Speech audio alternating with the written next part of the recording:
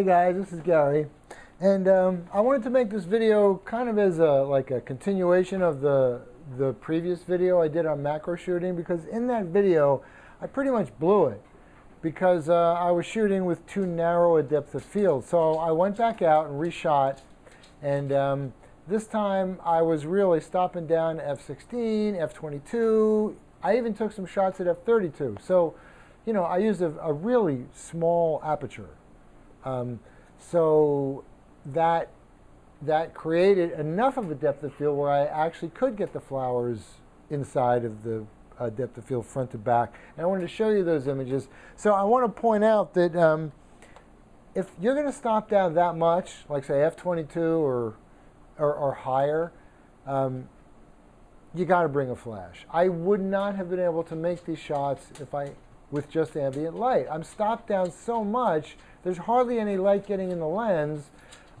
So I would have had to use a really slow shutter, way too slow to shoot handheld, which I was. And that would have meant a tripod, which I wasn't going to use because it's a garden and it was going to be a pain to set up the tripod and all that. So I was shooting handheld, and I was able to get fast enough shutter speeds thanks to the flash.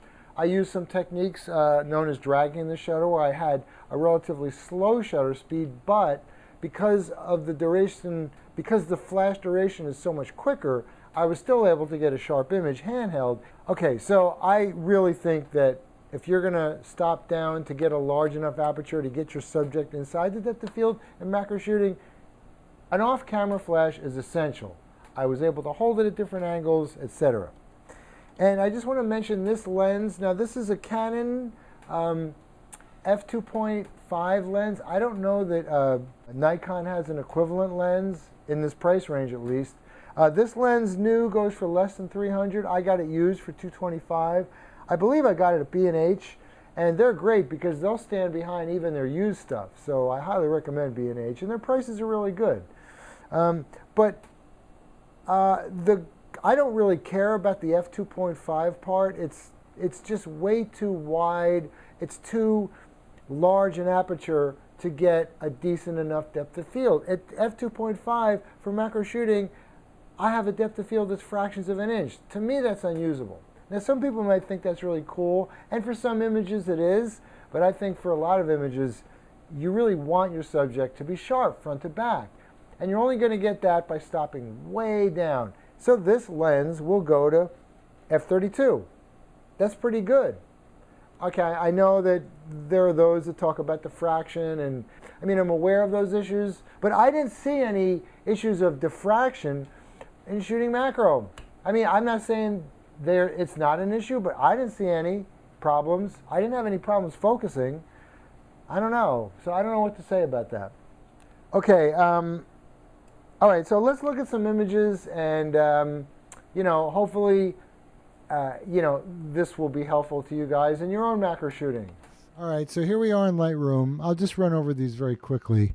You know, nothing really earth-shattering here.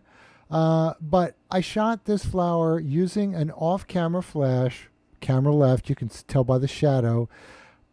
So right off the bat, I would urge you to not put the flash on the hot shoe of your camera, because it's going to be an on-axis light aimed directly at the flower from your camera, and it's going to basically wash everything out, and you won't get much dimensionality.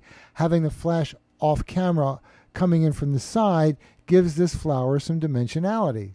So I would urge you to use a flash off camera. The point of this is to show you that I shot, as you can see up here, at f/32.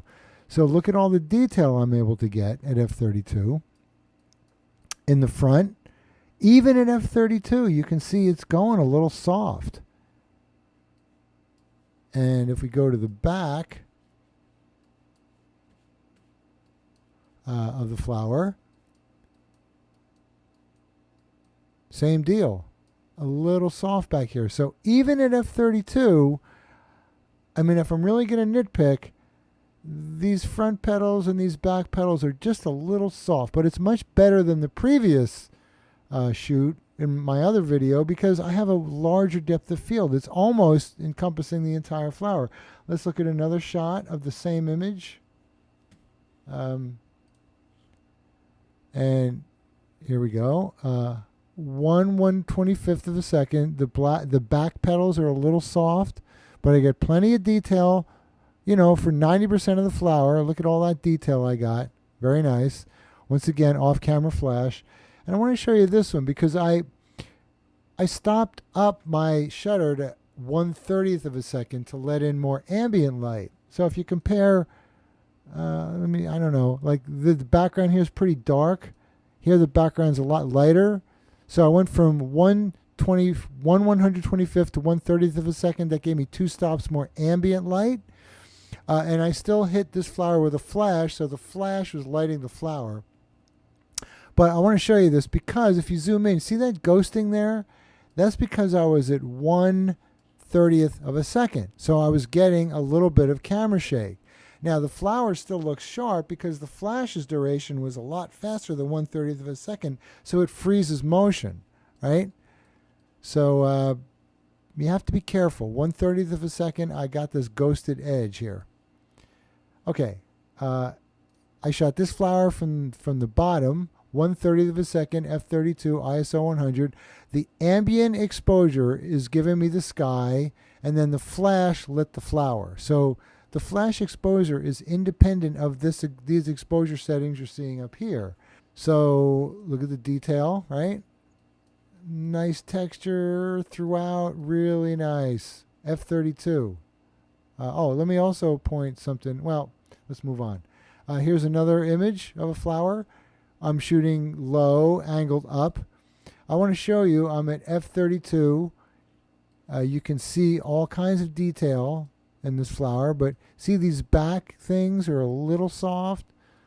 And this is a relatively large flower, by the way. But I wanted to show you something else. When you're going to shoot at f32, if there's any dust, see that? Can you see that dust there? If there's any dust on your sensor, it's going to come into focus right there. Let me see, right over here on the edge. So I've got some sensor dust. Right here is a piece of dust.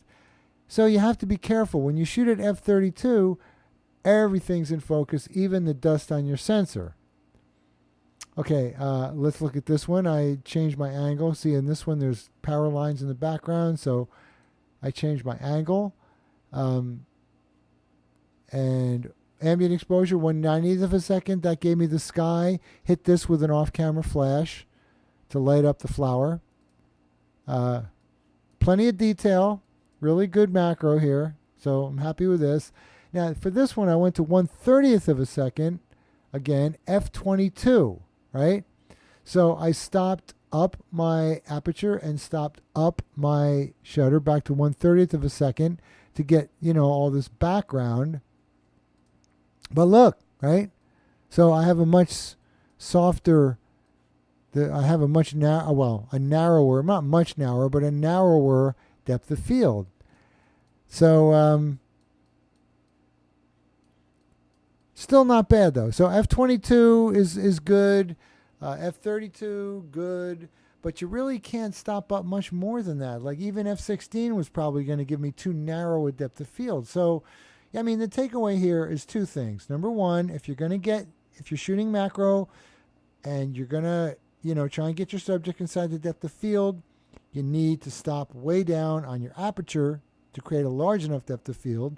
Number 2, use an off-camera flash to bring light to the scene. If I had been trying to shoot this at f22, I wouldn't have been able to use 1/30th of a second. It would have to been a much slower shutter. And when it's windy out, which it was, you're going to have real problems. So bringing an off-camera flash to the table when you're shooting macro is a great way to go. I highly recommend it. All right, guys, hope this helps. Leave any comments below. I'll see you next time.